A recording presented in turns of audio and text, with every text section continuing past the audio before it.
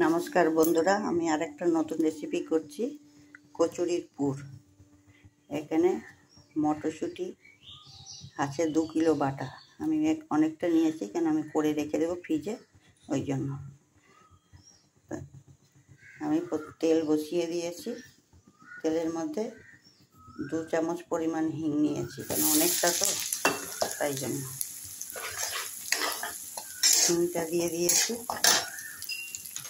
এর মধ্যে আমি আদা আর কাঁচা লঙ্কা বেটে রেখেছি।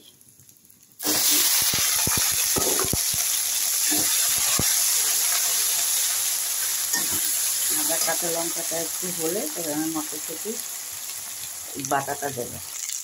আদা কাঁচা লঙ্কাটা চলে গেছে। এর মধ্যে আমি দেবো নুনটা পরিমাণ মতন, আর তার সাথে দেবো আমি চিনিও যার যার পরিমাণ মতন।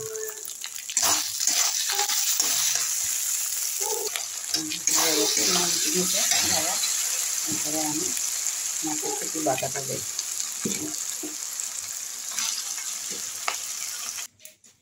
দেখুন এটা হচ্ছে, পুরোটা দিয়ে দিচ্ছি।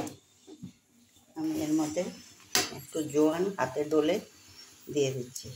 জোয়ানটা দিলে কচুরি খেলে হজম হয় ভালো, ওই জন্য আমি একটু যে কোনো কচুরি বানালেই আমি জোয়ান দিই। দেখুন মশলাটা তৈরি হয়ে গেছে, কতটা শক্ত হয়েছে দেখুন। এই পর্যায়ে আমি এখন এর মধ্যে একটু গোলমরিচের গুঁড়ো দিব, আর একটু কাঁচা হিং দিব, যাতে আমার হিঙের সেন্টটা ভালো আসে। দেখুন এটা আমার হয়ে গেছে মটরশুঁটির পুর। কচুরিতে ভরবো। এটা আমি স্টোর করে রেখে দিব, এতগুলো রান্না করবো না, স্টোর করে ফ্রিজে রেখে দিব, যখন ইচ্ছা হবে বানিয়ে খাবো। জোয়ানটা দেওয়ার জন্য দুটো জিনিস উপকার, একটা হজম আর একটা সেন্ট ভালো আসে।